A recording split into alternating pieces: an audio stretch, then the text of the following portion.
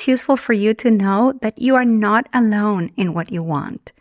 When I was reading your question, I remembered countless times when Matthew and I were at a yoga class or a meditation retreat or a spiritual workshop, and people would come and say to us, "Oh, I wish my partner was here with me. I wish my wife was interested in this. I wish I could share this with the person I love." Usually when someone would say that, there would be sadness in their voice. I don't like to argue, so I say nothing and fume for days. How do I set boundaries without sounding like a jerk? I hate the idea that I might accidentally offend somebody, so sometimes I'd just rather say nothing at all. Welcome to the Language Alchemy Podcast, and thank you for joining me today. This is your host, Alejandra, a transformative communication teacher and coach devoted to helping you transform your communication. Because when you transform your communication, you transform your life and all your relationships. Thank you so much for tuning in to the Language Alchemy Podcast. Whether you're here for the first time or you've been following me for a while, you know that every so often I answer your questions in this podcast. My plan for 2023 and beyond is to devote a Q&A podcast episode the third week of every month to answering questions. So if you'd like me to answer your question next, ask away. And how do you send your question to me? Very simple. Go to languagealchemy.com/podcast question. Oh, and at the end of this episode, I'm going to tell you what kind of questions I'll address on the podcast. Right now, I'd like to answer a question I received about being in conscious, intimate relationships. This question came from Erica. Let me read her question. Erica says, Alejandra, I'm in my late 30s and I've been on the spiritual path for the last 5 years. I practice yoga and meditation. I've also done a lot of inner work, but I don't know how to apply all of this to dating. I've had a couple of long-term relationships, but I don't feel like they've been deep relationships. When I start dating someone, things are great and fun, but about a year or so later, things feel flat. I do date good people, but I want something more meaningful. I think the issue is that I have not been able to find a partner who's interested in the spiritual aspect of life. And at this point in my life, I don't want to settle for someone just because I'll be 40. So I have 2 questions for you. Is it that I'm not being authentic when I communicate with the people I date? And if so, how do I communicate with someone to let them know that I like the fun, but that I also want to have a deep and meaningful long-term relationship?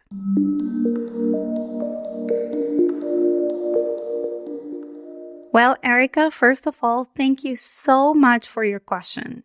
And most of all, for wanting to have a long-term relationship that is deep and meaningful. What I'm hearing is that you do have a deep and meaningful inner life and relationship with yourself because of your spiritual practices of yoga and meditation. And that now you'd like to know how to bring the intimacy that you have been cultivating within yourself to a romantic partner. Before I address your question directly, I'd like to get something out of the way. In order to have a meaningful and deep relationship as a spiritual practitioner, you don't necessarily have to have a partner who's also on the spiritual path. I'll talk more about this in a bit. Before I do that though, I think it's useful for you to know that you are not alone in what you want. When I was reading your question, I remembered countless times when Matthew and I were at a yoga class or a meditation retreat or a spiritual workshop, and people would come and say to us, "Oh, I wish my partner was here with me. I wish my wife was interested in this. I wish I could share this with the person I love."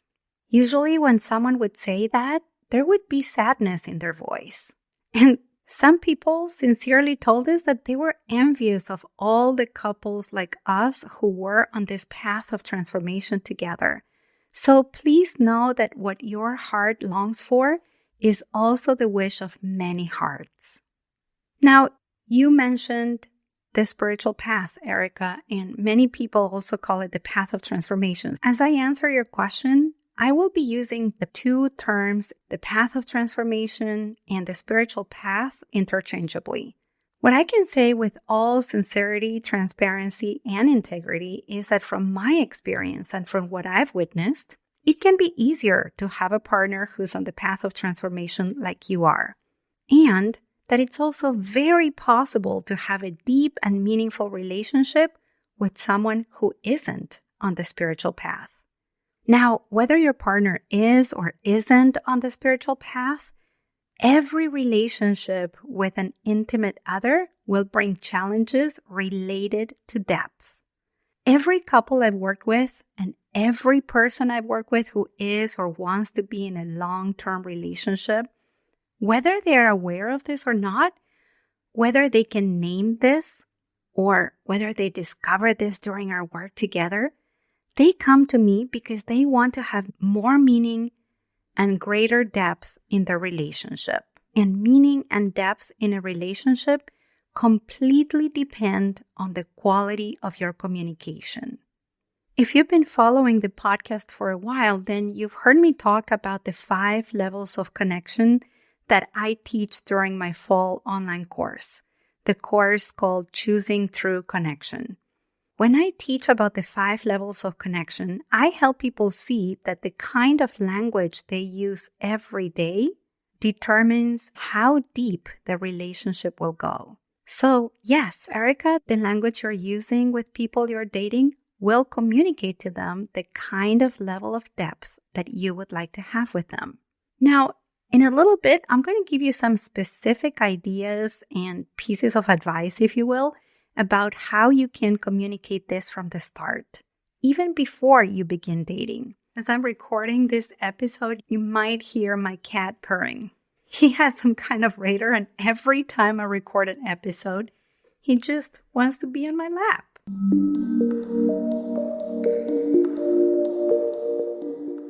All right, where were we? I want to continue answering your question about being with a partner who is on the spiritual path like you are. For the kind of relationship you want, as I said earlier, that person doesn't have to be on the path of transformation. However, you do need to have someone who's willing to respect that being on this path is very meaningful to you, that this is something you deeply value and care about.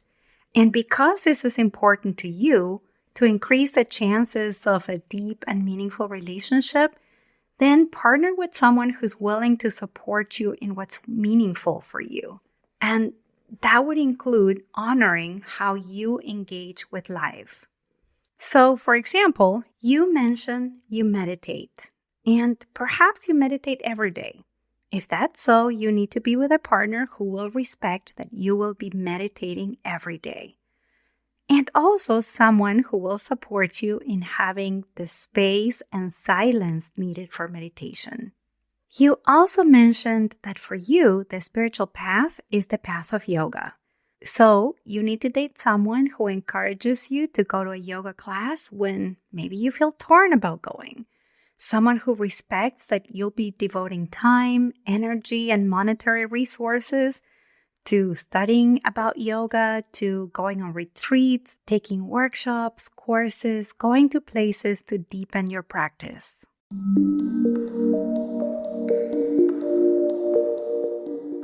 I have worked with various couples who were married and came to me because one of them was on the spiritual path and the other one wasn't. In some cases, one partner was on the path of transformation before they met. And in many cases, one of the partners discovered the spiritual path after they got married. In our work together, these couples learn to communicate to one another what their values are and why they are important. And in our sessions, we see how to cultivate mutual willingness, openness, and respect.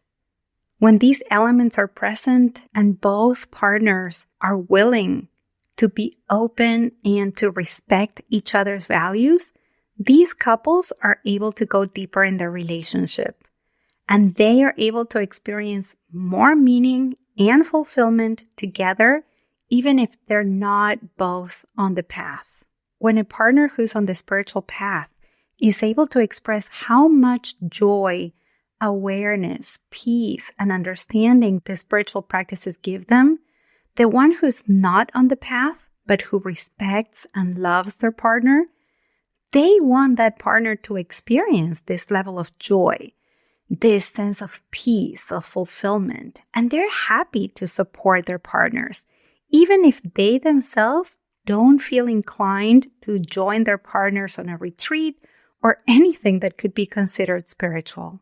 So once again, I just want to emphasize, and I know I'm being repetitive, I'm doing that for a reason, because it is possible for you to have a deep and meaningful relationship with someone who, unlike you, is not on the path of transformation, or who at this moment when you are dating them is not on the path of transformation. I hope that we were able to get that out of the way and that you're clear that the issue here is not that you haven't been able to find someone to partner with who's not interested in the spiritual aspect of life.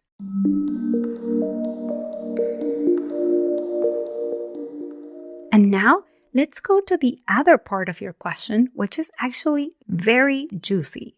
You said, and I quote, "I have 2 questions for you. Is it that I'm not being authentic when I communicate with the people I date? And how do I communicate with someone I date to let them know that I like the fun, but that I also want to have a deep and meaningful long-term relationship?"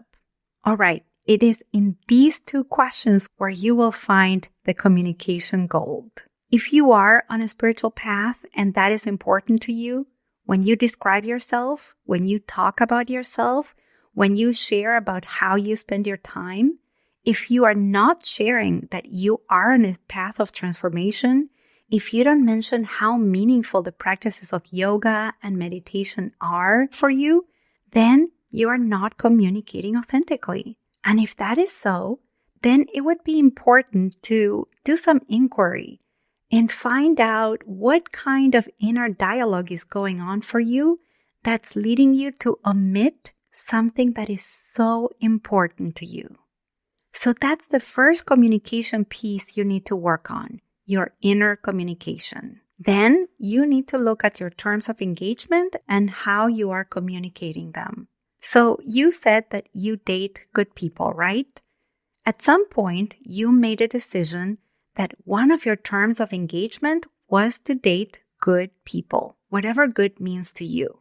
So if to you, good people means someone who, for example, is respectful of women, then you wouldn't date someone who's disrespectful of women, right?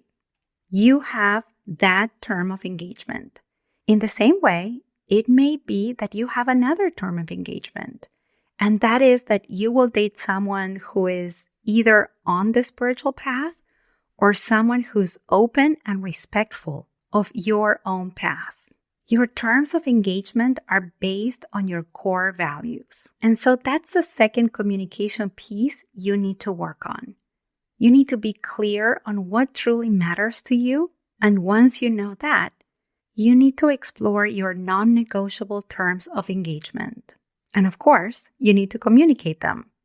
To use the example from before, your non-negotiable term of engagement is to date someone who respects women.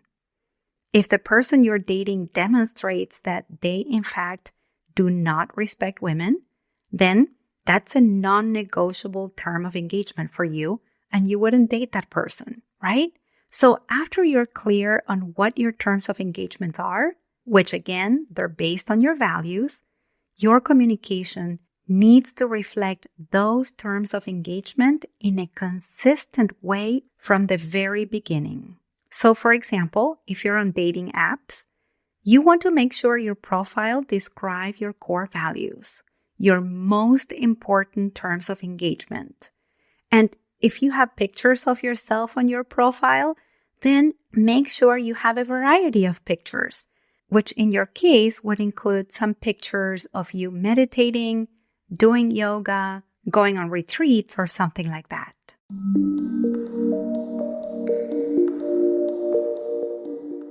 And the third piece of communication advice I'd like to offer you is that when you go on dates, you need to have conversations about all of this. In your case, Erica, you need to be able to talk about what the spiritual path means to you, what it brings to your life, to the life of others around you, how it impacts your day-to-day, your view of the world, your ability to relate to yourself and others. And during these conversations, you need to know if the other person is open, if they're interested or curious about learning about what you've learned, what you're learning, and what's important to you. All right, I could talk so much about this, but I think I've given you enough for you to meditate and work with.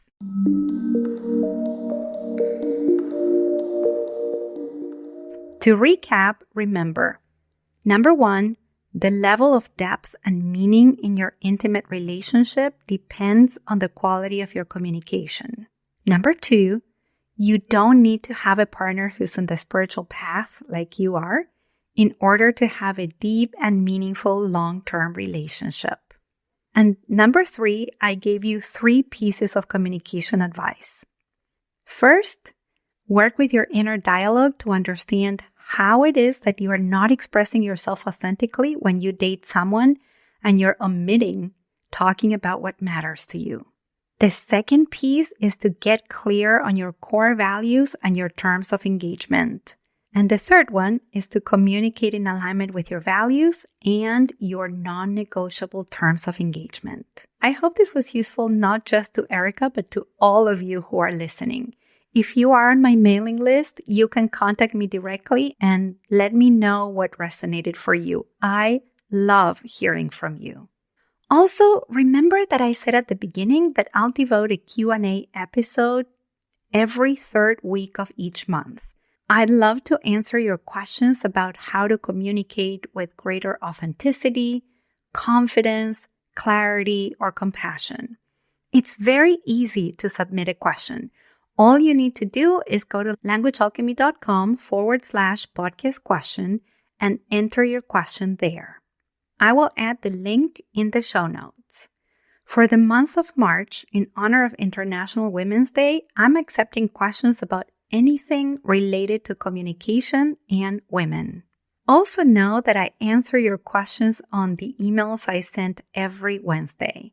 If you're on my mailing list, you can get answers there as well. And if you aren't in my mailing list, go to languagealchemy.com and sign up. Now, before you go, I want to ask you to help me reach more people by leaving a 5-star review of the Language Alchemy podcast wherever you've subscribed to it. So as soon as you're done listening to this episode, please go and give me a review. That will help me get this message to more people. All right. Thank you so much for listening. And Erica, thank you for your question because your question helps others. I'm sure others are going through the same or very similar experience you are going through. I also want to thank Patricia for emailing me about how the podcast I've shared about long-term relationships resonated for her. And I'm going to quote what she said, that these episodes in February touched a place in her to be mindful, conscious, and open to the love that is here with her husband. Next week, I'll have a special guest for you, and we'll talk about women and communication. Until next week, and as we say in Argentina, ciao ciao. Original music by Gary LaPoe. You can find all links in the show notes at languagealchemy.com.